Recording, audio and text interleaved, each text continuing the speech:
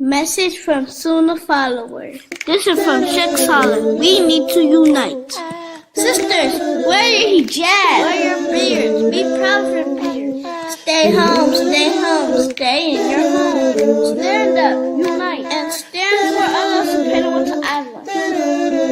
That's right, Saleh. We all should stand up in solidarity, not transgressing the limits of Allah, but standing together with patience and understanding. This is SunnahFollowers. With dignity, humility, and balance. If you want to learn about how to balance and maintain your faith every day, you need to be here at 6:30 p.m. Eastern, being taught by Laila and Nasheeba, streaming on all major platforms. Channel SunnahFollowers. Hope to see you there, inshallah.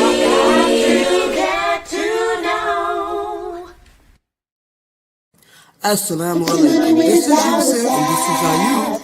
And if you are benefiting like we are from the classes and the ongoing programming, tuning into the SunnahFollowers, please donate. Let this be an ongoing sadaqah jariyah on your behalf. You're helping the kids, the converts, and everyone seeking knowledge. And it's a wealth of information every day you tune in. Don't forget, you are being rewarded for your generous donations to keep this programming on air. You know, just like what you're hearing, put your dollar where the dollar's at. Right here on SunnahFollowers. Don't forget, donate. Right here to SunnahFollowers. Assalamu alaikum rahmatullahi wa barakatuh.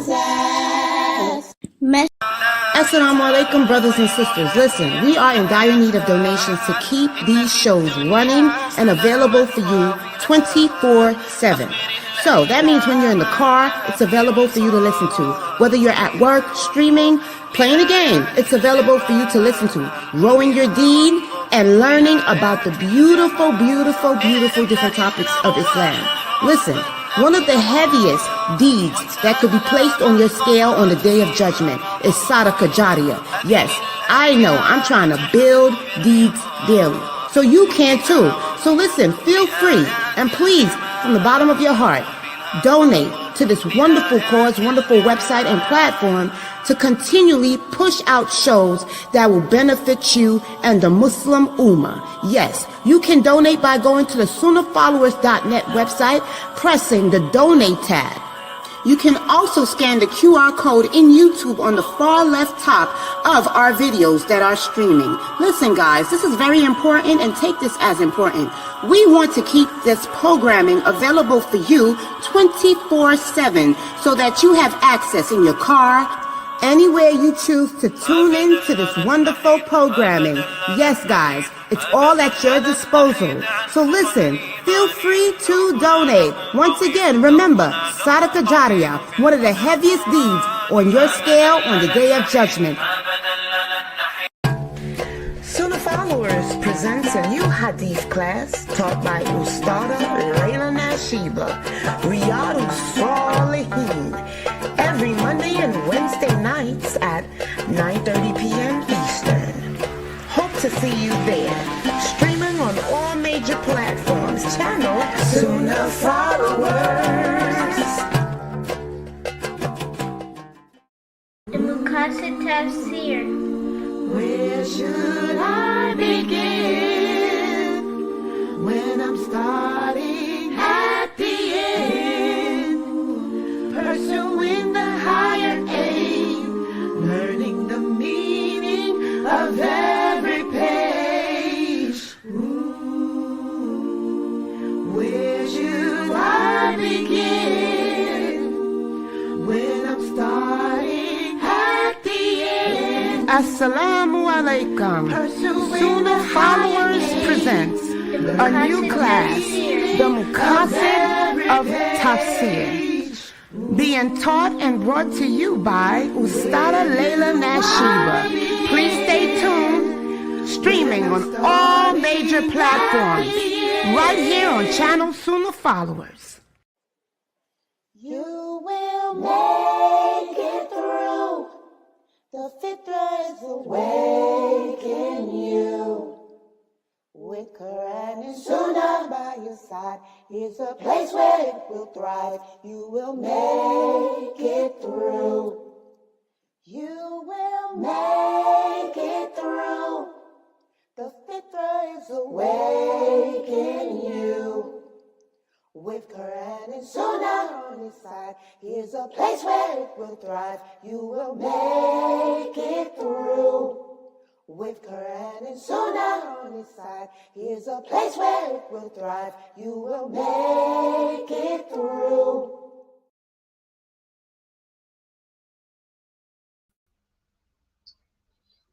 Ina alhamdulillah, wassalat, wassalamallah, wa rasulullah. I'd like to welcome everybody to our Aqidah class, and we are studying from the book put together by Dr. Karim Abuzaid entitled Diluting Wala Wal Bara. And for those of you who have not yet purchased this book, I highly recommend that you go to Amazon and please get a copy of this book. The book is $19.99. It's well worth it. It's over 300 and something pages long. And this is the first volume of diluting or breaking down the concept and the principles of allegiance and disassociation. This is something that we struggle with as Muslims today. We struggle with knowing what it means to have allegiance to Allah, allegiance to the Prophet Muhammad, sallallahu alaihi wasallam, and even more with allegiance to ourselves and each other. We're supposed to love each other. It shouldn't matter what part of the world we come from. It shouldn't matter what our race is. It shouldn't matter what our nationality is. It shouldn't matter what language we speak. The simple fact that we all profess to believe La ilaha illallah Muhammadur Rasulullah, that should be what brings us together. That should be what unites us. That should be what puts us together as in solidarity as one.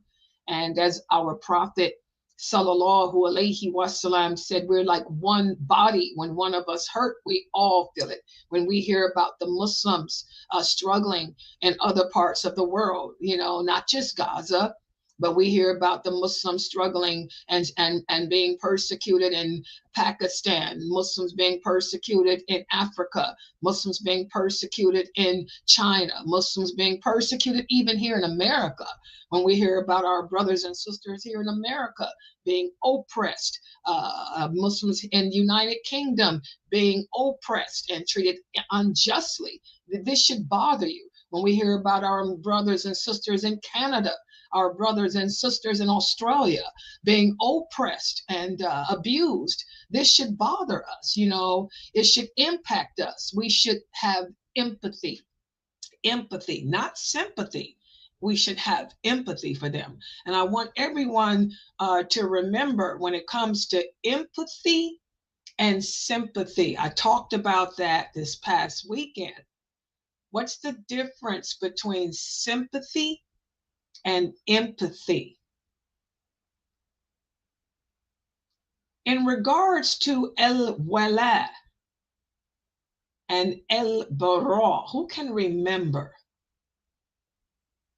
When do we show sympathy? Who can remember? When do we show sympathy? Can anybody remember that? Based on the lecture I gave Sunday in the Establishing the Muslim Home class, I spoke about the difference between empathy and sympathy. What's one of the... Yeah, go ahead. Can you hear me?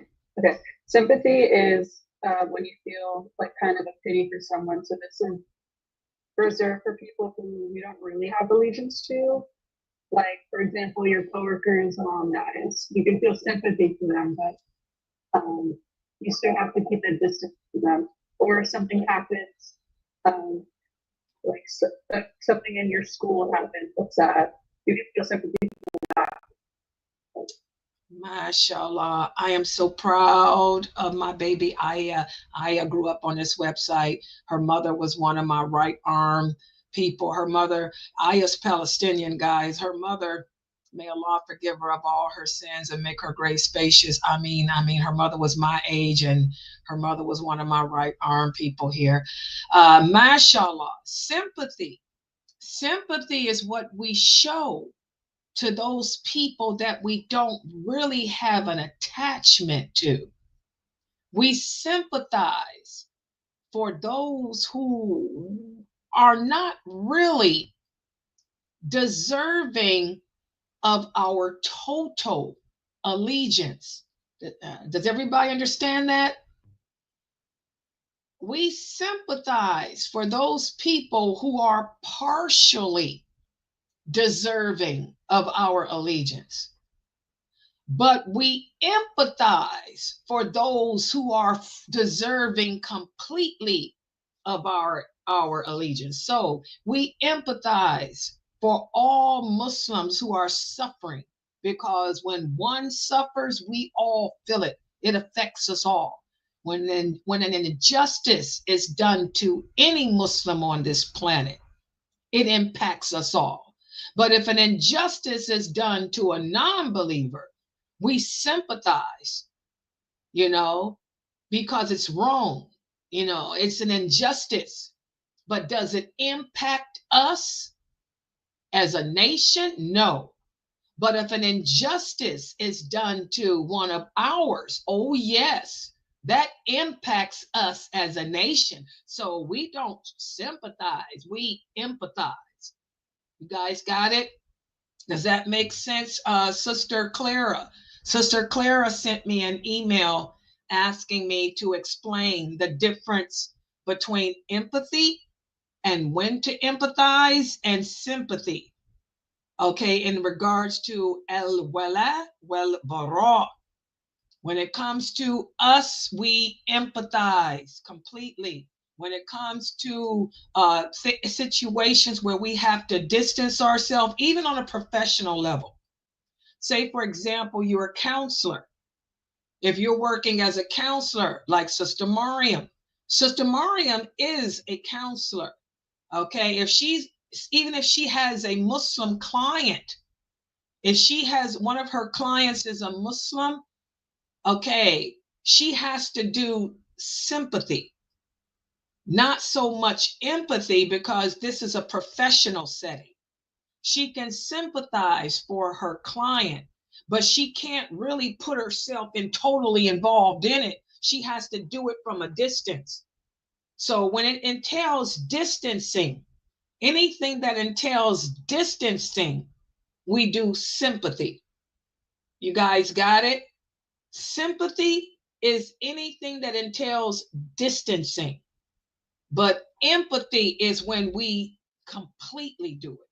Remember, we did the class 2 days ago here. Some people are deserving of our allegiance completely, and some people are deserving of our allegiance partially. If I am in a professional setting, even if my clients are Muslim, if I'm a doctor, a counselor, you are deserving of my allegiance partially. I have to deal with you from a distance on a professional level. You guys get it? I can't get too into you. I have to keep the boundaries. I have to keep that boundary. Set the boundaries. You guys get it? You got it, Clara? It makes sense? Yeah. Okay. Good job, Aya. I'm proud of you. Mashallah. She remembered. Okay.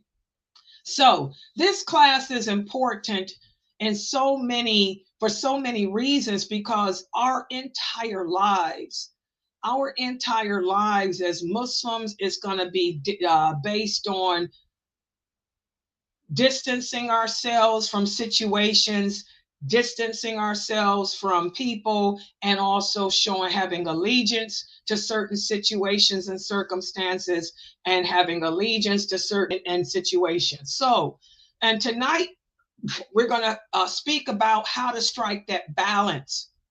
there's a certain balance we have to maintain. And this is where the tricky part comes in.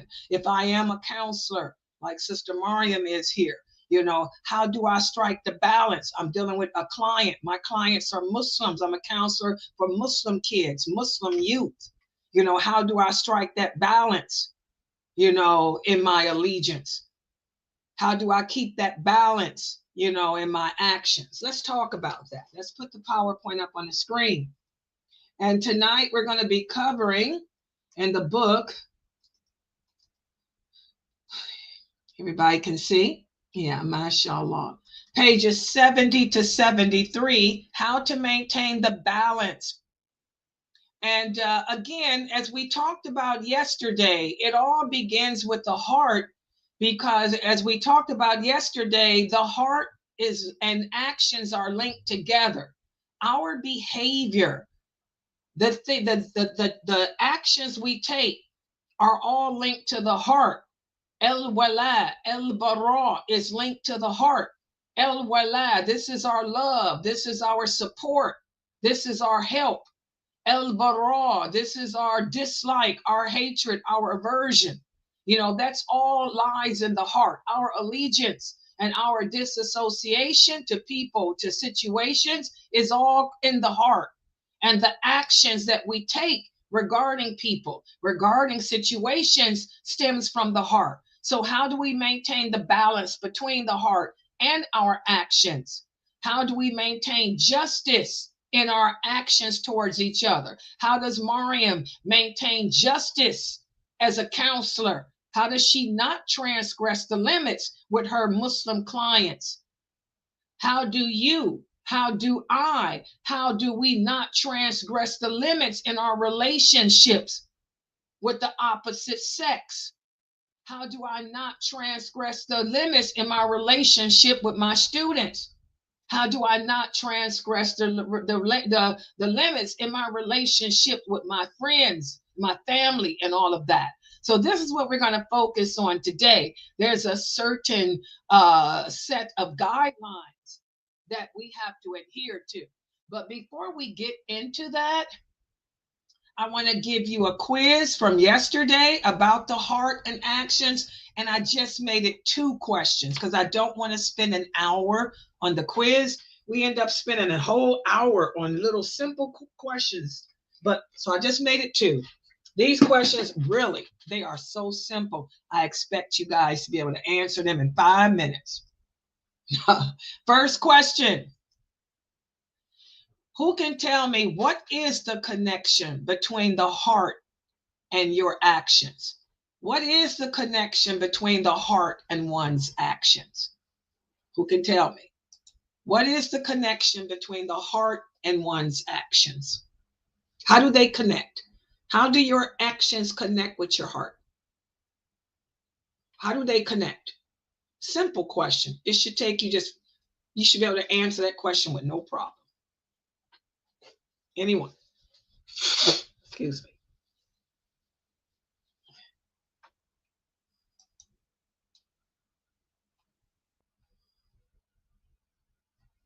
Come on, guys. And if you're in the Zoom room, don't try to type it on the screen because I can't read in the Zoom. I can't see nothing in the Zoom. You have to get on the mic. So please take the microphone in the Zoom room. People on YouTube, Facebook, and LinkedIn, you guys can type. Come on, give me an answer. I don't want to spend an hour on the quiz, guys. Please, just 5 minutes. Come on. What is the connection between, how do your actions and your heart connect? This is easy. The kids can answer this question. It's so easy. Come on. Whatever's in your heart will show itself through your actions. So if you're sincere, if you have authenticity in your heart, if you have separate emotions, or for no reason your heart is going to show whatever you do. Exactly. Good job, Aya. And also the Ewan family, mashallah. As Aya said, in the Ewan family, whatever you feel in your heart or whatever you believe in your heart, it's going to show through your actions. Real simple. You know, you will hear a lot of people say, oh, my faith is in my heart. If your faith is in your heart, it'll show through your actions. The simple fact that you're not wearing hijab, the simple fact that you don't pray, the simple fact that you're not fasting, what does that tell a person? I can look at your actions. I can look at the fact that you don't pray, the fact that you're not wearing hijab, the fact that you're not dressing properly, the fact that you're smoking cigarettes. What does that tell me about you? What does that tell me about your faith, guys? What does that tell another Muslim about your faith? What does that tell me? Anybody? I would say you. Oh, Go ahead. I would say you're weak in Exactly. That tells me that you're weak. The simple fact that you don't pray, the simple fact that you don't, you're not practicing a religion, that tells me that you're not strong in your faith. Okay. If you are a person that does wear hijab, if you are a person that does pray, you do you do fast, you go to the mosque, you have good character, you have good manners. What does that tell me about your faith? That tells me that you're strong. Exactly. So, you know, it's true that only Allah knows how strong you are. Only Allah knows how weak you are. Only Allah can judge if you are sincere. Only Allah knows if it's an act. I can just judge your actions. I don't know if your actions are sincere. I don't know if your actions are real, but just based on your actions, I can say he appears to be a strong Muslim. She appears to be a weak Muslim. In fact, our Prophet Sallallahu Alaihi Wasallam said to look at the actions of your brother, look at the actions of your sister, and determine from their actions where they are, if they're strong or weak. Now, Allah knows best. A person may appear to be strong, a person may appear to be weak. You never know. You're not going to know unless you marry the person, unless you're living with the person, whether he or she is really strong. How many of us get married? We marry a person and realize that the person was not the strong Muslim we thought they were, that they were a pretender. How many of us marry and realize it was all an act? Allah knows best, but appearances, you know, all we can go by is appearances. So the connection between the heart and the actions, they correlate. Okay, whatever is in your heart is going to manifest itself through your actions, but it always goes back to Allah knows best. Okay, what about this? Who can tell me what is the connection between intentions and accountability? We talked about that yesterday. What's the connection between intention and accountability? What's the connection between intention and accountability?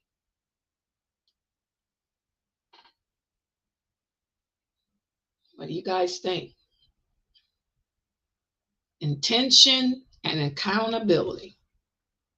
We talked about that. The Prophet Muhammad Sallallahu Alaihi Wasallam spoke about intentions and accountability in many hadiths. What did he say about it, your intentions and your accountability? Anyone? This is simple, real easy.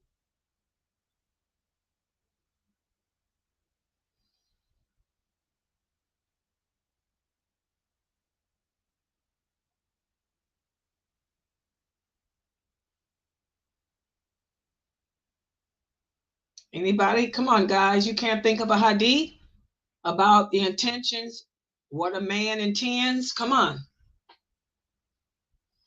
The Prophet said that you'll be rewarded for whatever your intention was. So if you're doing something that's only for Allah, then you'll be rewarded for that. But if you're doing something for something other than Allah, for a then That's all that you're at. So if you tend to good, you're working, you tend to be bad, you'll punish you for that. Exactly. The Prophet sallallahu alaihi wasallam said we get rewarded for whatever we intend. Like I was saying before, you know, a person's actions, we can only judge you by your actions, but only Allah knows if those actions were sincere or not. Okay. And we, all of us, will be rewarded based on our intentions. We're held accountable for our intentions. If your intentions were to do a good deed, you will be rewarded for that. But if your intentions were to do a bad deed, you'll get the punishment for that. If you did a good deed, but your intentions were to do something evil, you're not going to get rewarded for that good. If you did a bad deed, okay, but the intention was to, a lot of people think, you know, good intentions will make something bad right. That's not true either. You know, we're held accountable for the intentions behind the action, guys. Let me see what Fatima wrote. Intention is when what you intend to do and you do it from your heart. And the yeah, exactly. We talked about the hadith where a man migrated. That appeared to be a good action. He everybody thought he was migrating for the sake of Allah, you know, to join the prophet and all that. But in reality, his intention was to marry a woman.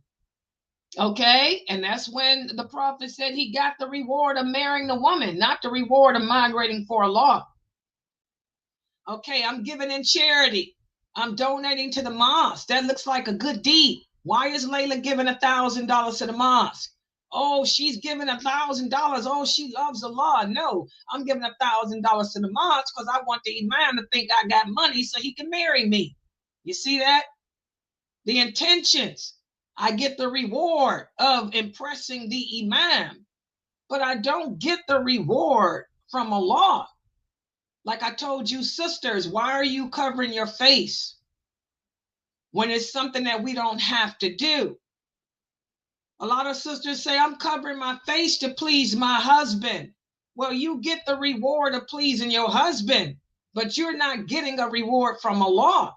Because like the Prophet Muhammad sallallahu alaihi wasallam told us in a beautiful hadith qudsi, I'm answering your question, Sister Clara. I talk about this many times. Sister Clara is a new convert. She just typed. She said, what about covering the face? My husband wants me to cover my face. Should I cover my face to please him? The Prophet sallallahu alaihi wasallam said that Allah says, any deed done for my sake and the sake of someone else, I am not in need of it. So if you're doing it to please your husband, you get the reward of pleasing your husband. You ain't getting the reward of from Allah, because it's something that Allah didn't command you to do, and anything done for the sake of Allah and someone else is canceled out. So if you covering your face to please Allah and your husband, it doesn't count. You may get the reward of pleasing your husband, but not Allah, Sister Clara. So that answers that question. So the intention. You guys understand intention and accountability. All right. So those are the two things we discussed yesterday. Everything we do should be sincerely and solely, 2 words, sincerely and solely. Solely means only. Sincerely means honestly. Whatever we do should be honestly and sincerely for the sake of Allah. And thirdly, it must be done the way Allah commanded. If it's not done the way Allah commanded, it's not accepted either. You can't innovate. A lot of people commit innovation with good intentions. Good intentions does not excuse the sin. We're going to talk about that in another class. Good intentions. I'm going to say that answer for later, Sister Amira.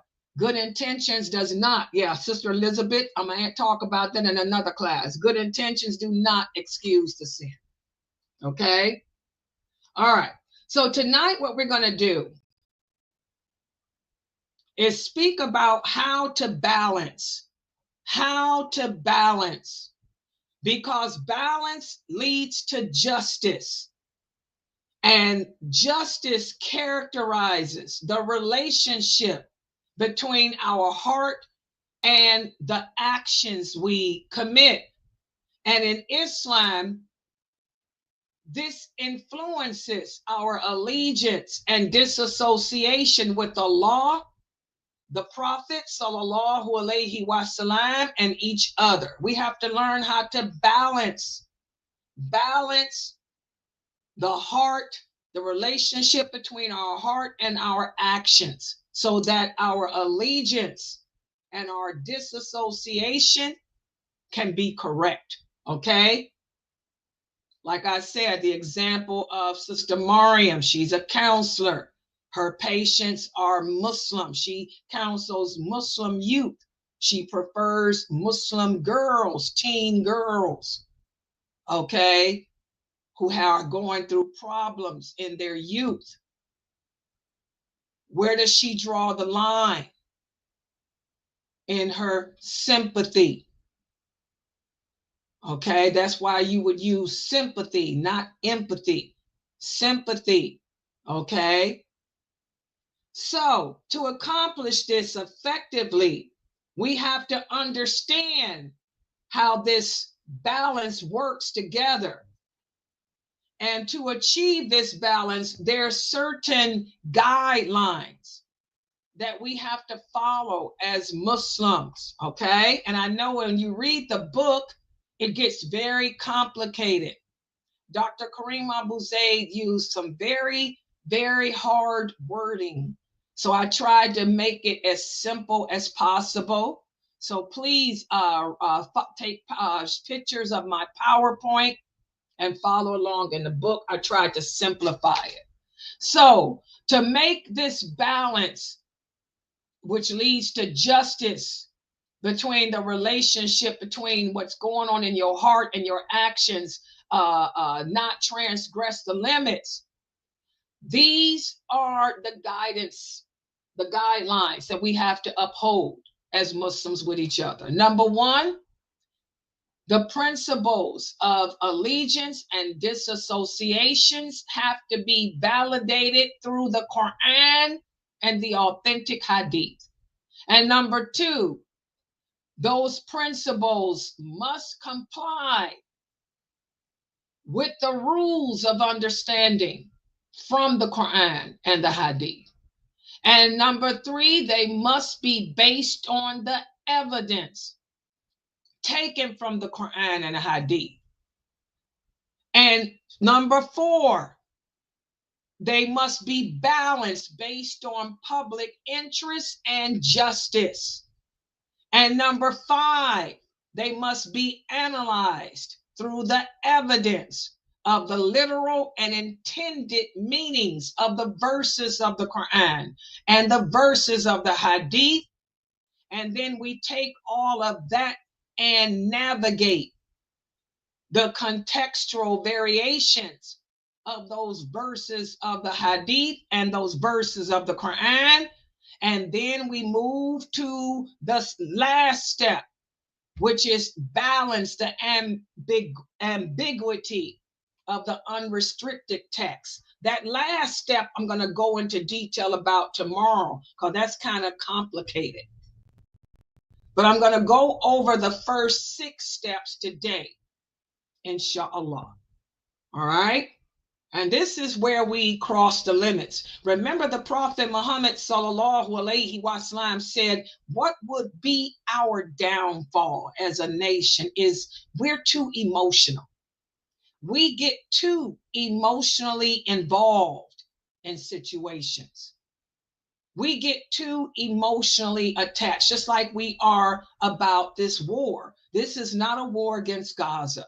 This is the war against Islam that our prophet sallallahu alaihi wasallam told us would happen. And it did not begin last year. This war began during the Bush regime. It started, like the prophet said it would, with Iraq and Syria, Afghanistan, Bosnia, Kuwait, and it spread it all through Africa, like he said, throughout that Middle East, and it's worked its way to Jerusalem, and now it's gone to Pakistan. It's getting ready to happen in Pakistan.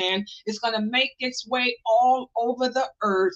As the prophet said, the last part of the earth will be the West, and there will be no part of this earth that this war will not impact.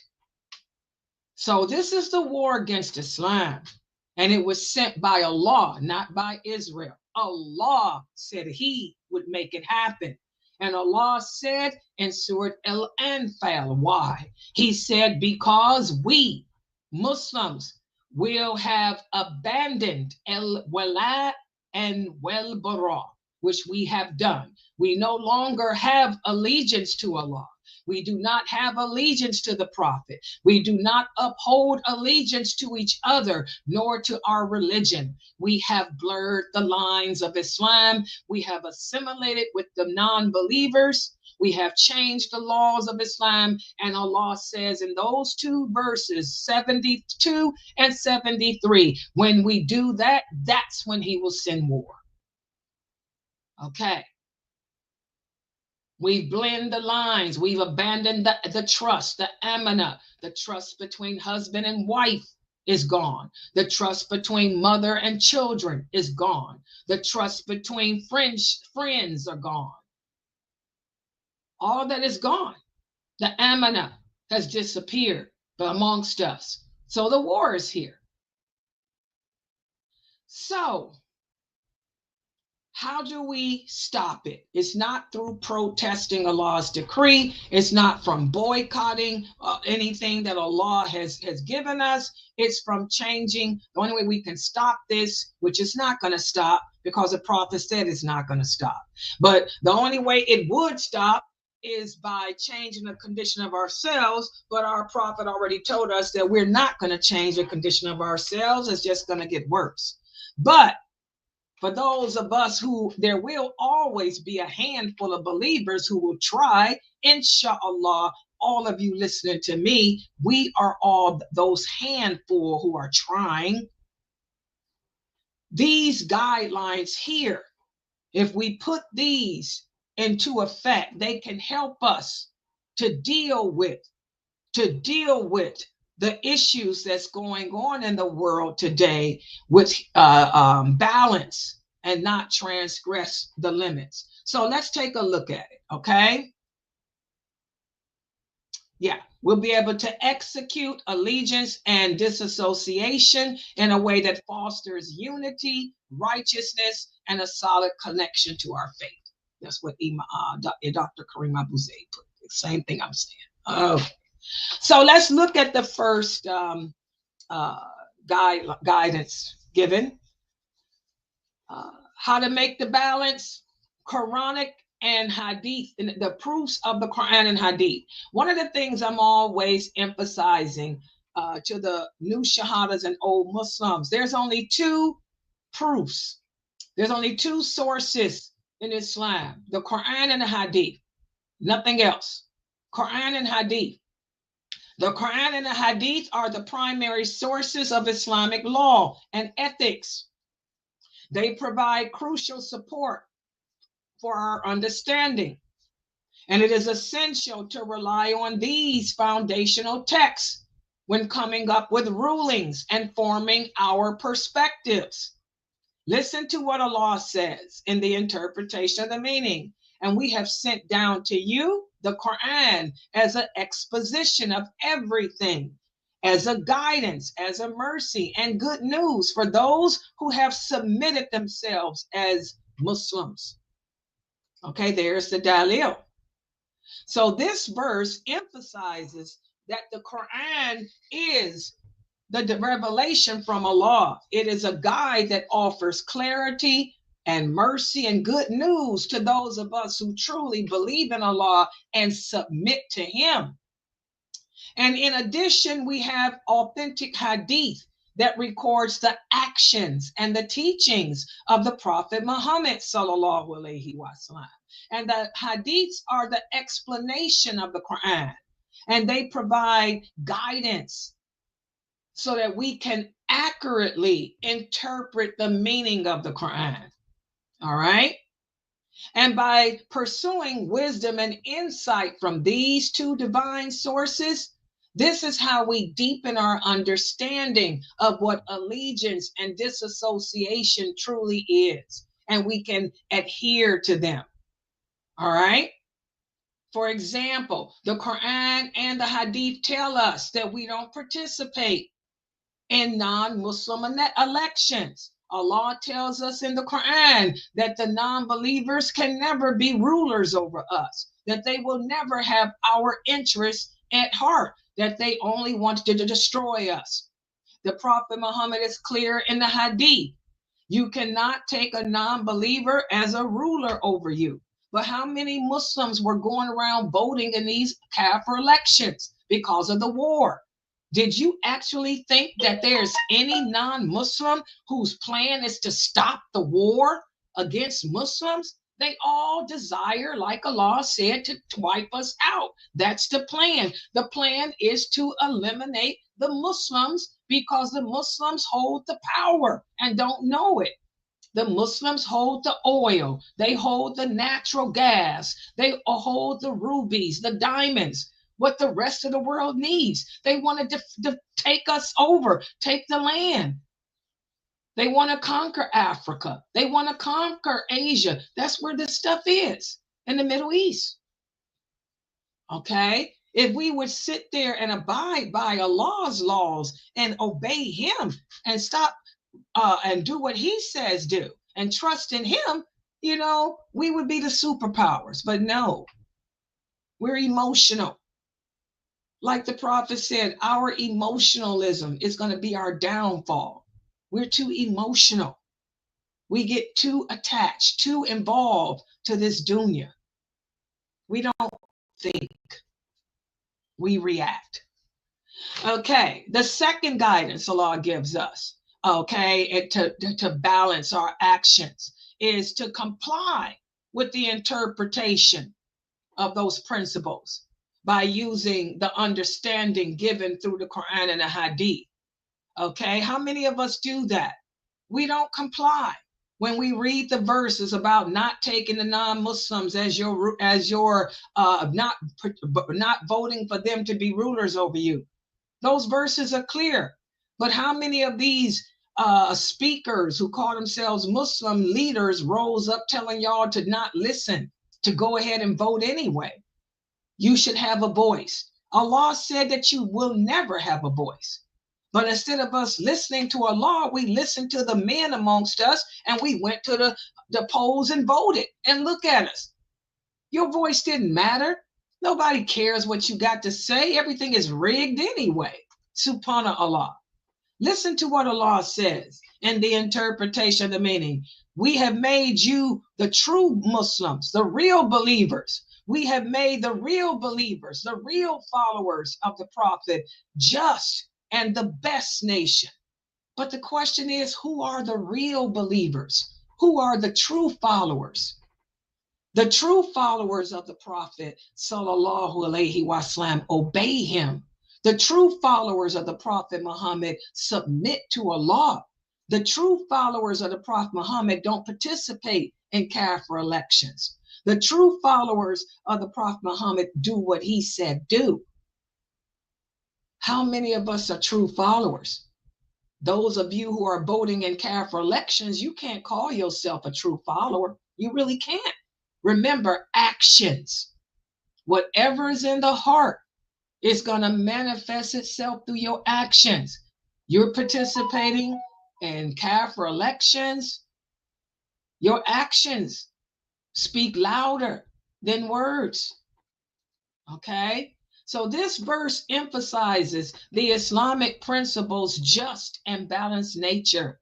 It transforms the true believer into a community that maintains justice and moderation. We don't allow our emotions because you watching TV.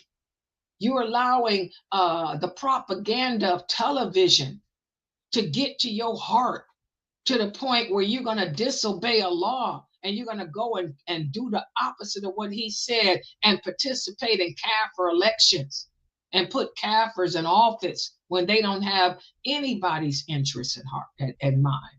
Okay. The third thing we talked about, we have to learn how to embrace the evidence when it's presented. In Islamic law, the scholars adhere to the principle of evidence. They give weight to the strong and convincing proofs while they look at the weak evidence, but they go with that which is more significant. They prioritize the significant evidence. The scholars provide robust and dependable interpretations that are based on the Quran and Sunnah. And when they give us that, what do? We reject it. This is how we go astray. Okay? And also, how do we strike the balance?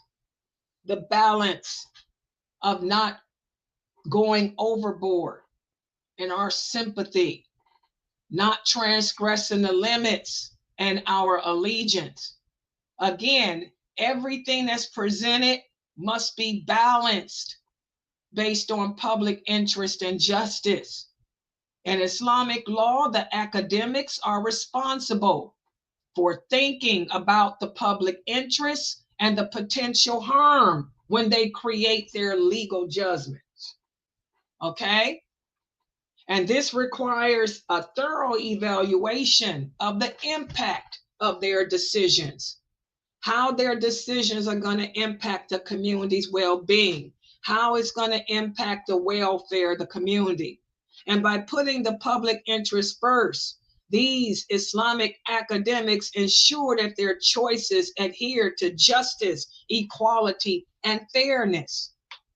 So it's a cycle that the Islamic Qadi, the Islamic judges, the Islamic scholars use, guys, based on Quran, based on Hadith, based on all of this and more. They analyze the evidence. They look at the intended meaning of the verses of the Quran. They look at the intended meaning of the Hadiths. They look at how the companions interpreted it, what the companions did with it. Okay? And how many of us, we don't know, you guys just don't know the work that the true scholars put into their decision makings. When they tell you don't vote in elections, my God, we need to listen.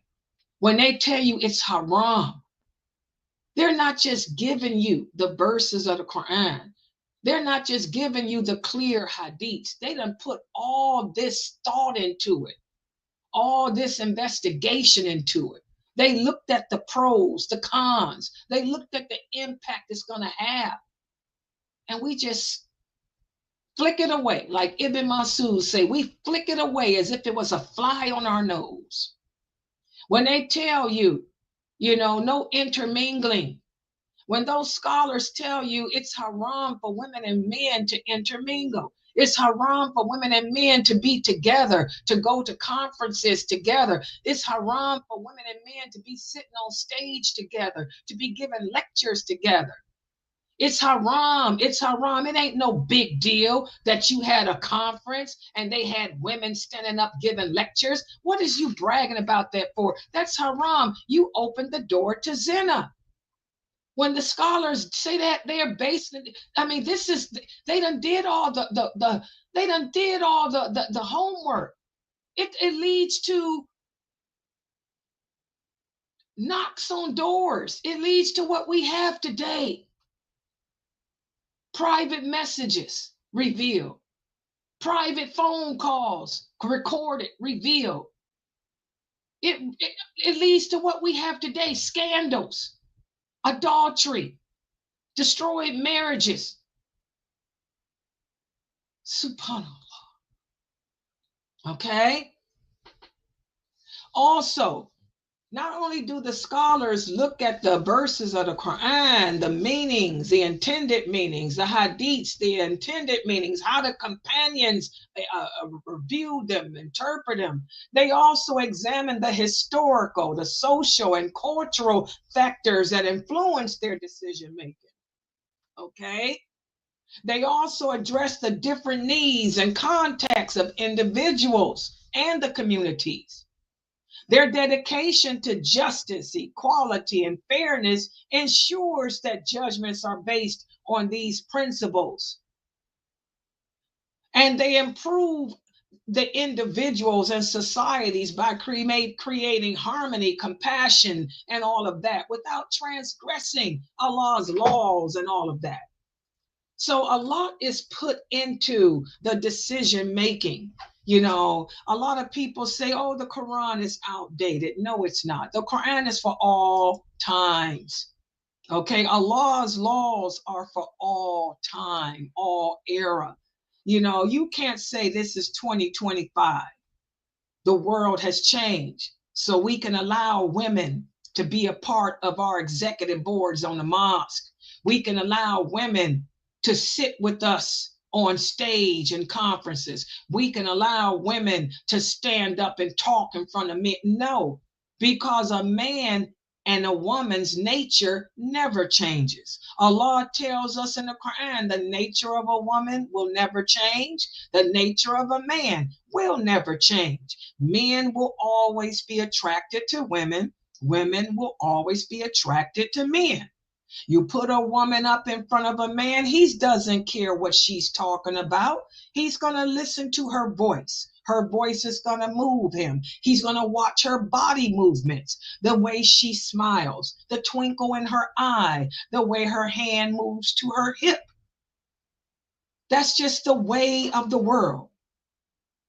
Okay? So it's best to separate them.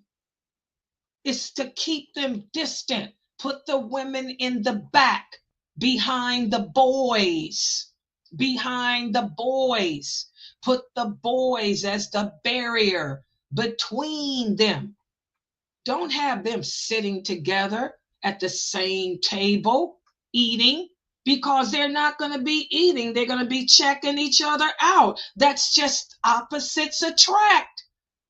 Allah set these barriers for our well-being.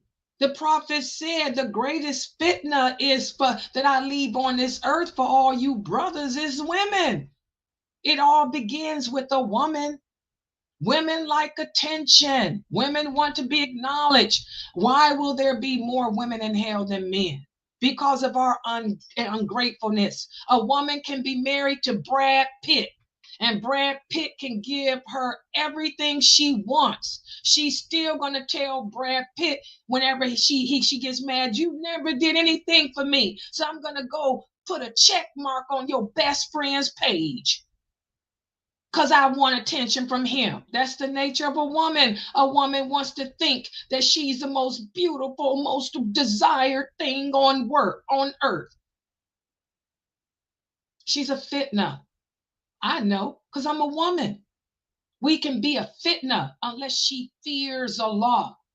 And finding a woman who truly fears Allah is rare. Is rare. Is rare. Because women are the weaker of the two genders. There's also another hadith out there. The prophet said if there were any creature created that were capable of outsmarting Shaitan, it would have been a woman. Don't mix. But you brothers don't get it. You including women on your masjids, boards. You got them in your lecture conferences. You got them sitting up on the stage with you. They at the dinner table with you. flirting with you. We've transgressed that. You're voting in elections when Allah said don't do that. We're disobeying Allah. Where's our allegiance to Allah? Where's our allegiance to his laws? Where's our allegiance to his rules? Where's our allegiance to the Prophet Muhammad? Where's our allegiance to each other? It's a chain reaction, a chain reaction, a chain reaction. Ooh, it's crazy. All right, I'm going to stop right here. Subhanakallahumma wa bihamdika ashhadu an la ilaha illa anta astaghfiruka wa atubu ilayk. Are there any questions? We got to strike the balance, guys. Strike the balance. I have a question. Yes, go ahead. What was the name of that surah you mentioned? El-Anfal. You guys should know it because we went over it. Those two verses. Surah 72 and 73 are El-Anfal. Talks about what happens when we violate, we fail to uphold Wala Wal Bara, allegiance and disassociation. Wala El Bara. El-Anfal. I think I'm gonna throw that on the next quiz because y'all should remember that. That's very important to remember. Mm-hmm. I asked myself, where was I when I think you might have been in the hospital that day. That's the day that you text me. You was in the hospital. Yeah, you missed that class. Yes, I would really like to know how to spell that surah. Anfal. Anfal.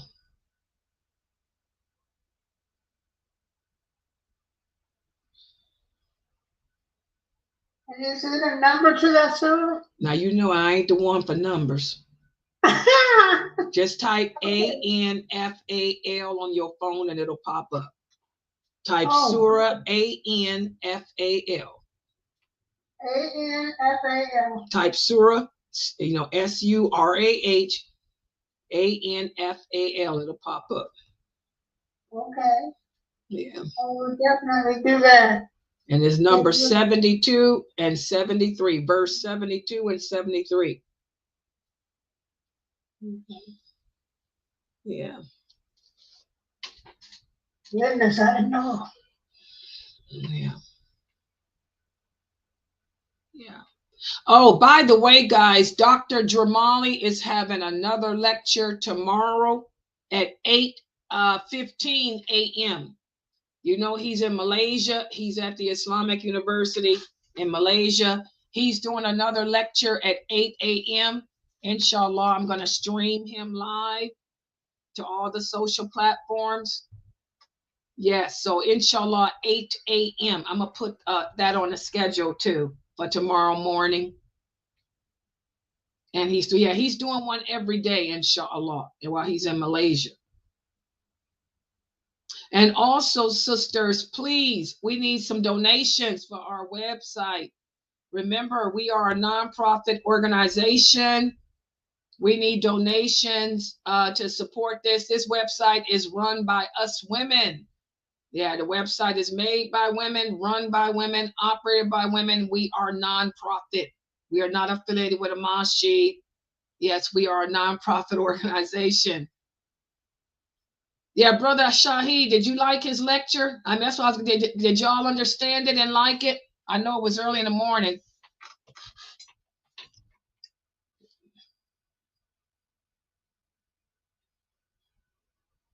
Yeah. Your Brother Shahid said it was good. He did a good job. Yeah, he spoke about the different companions. Yes. He spoke about Salman al-Farsi. He spoke about Bilal. He spoke about Amir ibn al-As. Yeah, some of the different companions. I think he spoke about Sufyan, Ibn Abbas. May Allah bless them all. Yes, I got a class tonight at 9:30. Yes, tonight, inshallah, at 9:30, the Mecca Siddiq Tafsir. Yeah, let me show y'all that book. Yeah, for Sister Clara. Yeah, he spoke very slowly today. His English was good. He always does good when his wife is with him. Y'all notice that?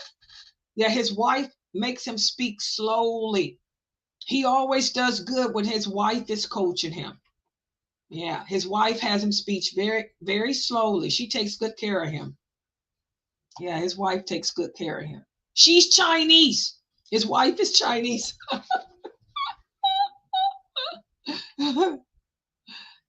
Dr. Ain. She's a doctor. Dr. Ain. Yeah, she takes good care of him. Yeah, he took his time. He slowed down. She made sure he slowed it down.